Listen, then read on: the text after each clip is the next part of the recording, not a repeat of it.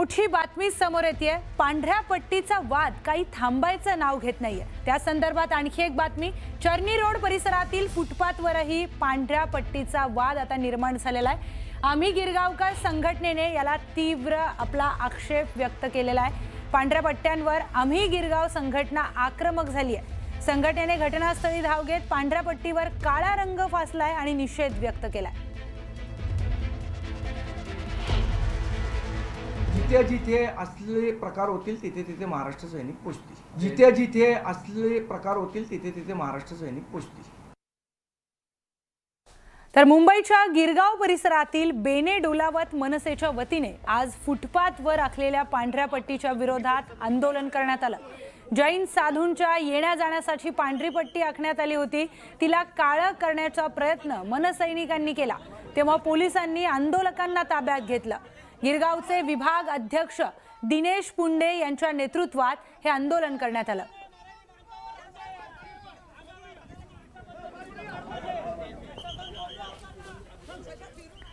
तर पांढऱ्या पट्टीच्या वादावरून आता आरोप प्रत्यारोप पाहायला मिळतोय।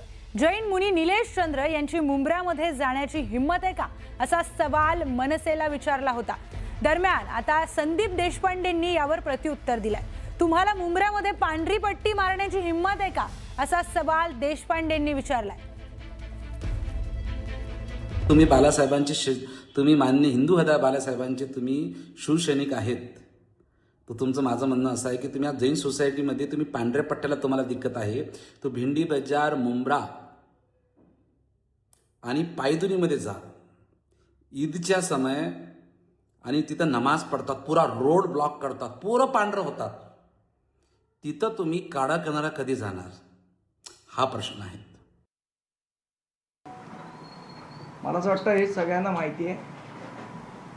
जगप्रसिद्ध असं भोंग्याच्या विरोधातलं आंदोलन हे महाराष्ट्र नवनिर्माण सेनेने केलेलं, महाराष्ट्र सैनिकांनी केलेलं।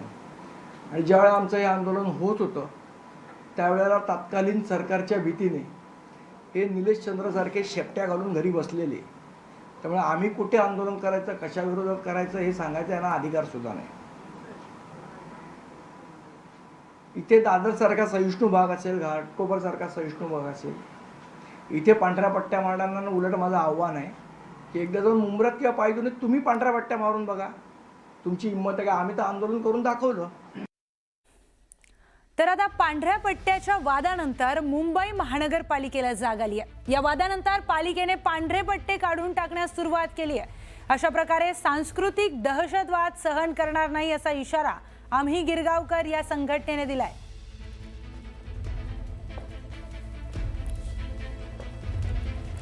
तर या सगळ्या प्रकरणावर खुद्द मुख्यमंत्री देवेंद्र फडणवीस यांनी सुद्धा प्रतिक्रिया दिली आहे। पांढरी पट्टीचा हा वाद निरर्थक असून सर्वांनी एकमेकांशी मिळून मिसळून राहिलं पाहिजे, अशी प्रतिक्रिया मुख्यमंत्र्यांनी दिली आहे।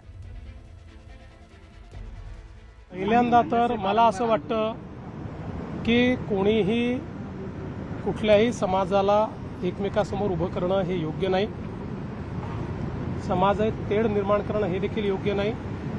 एखाद्या समाजाची एखादी परंपरा असेल तर ती परंपरा त्यांनी सांभाळली पाहिजे, इतर समाजांनी त्याचा एक प्रकारे मला असं वाटतं की आदर केला पाहिजे आणि इतर समाजाचा आदर देखील ज्यांची परंपरा आहे त्यांनी केला पाहिजे। दोघांनी एकमेकाचा आदर करणं हे मला असं वाटतं की आपल्या संस्कृतीत एकमेकाचा आदर करणं हेच महत्त्वाचं आहे।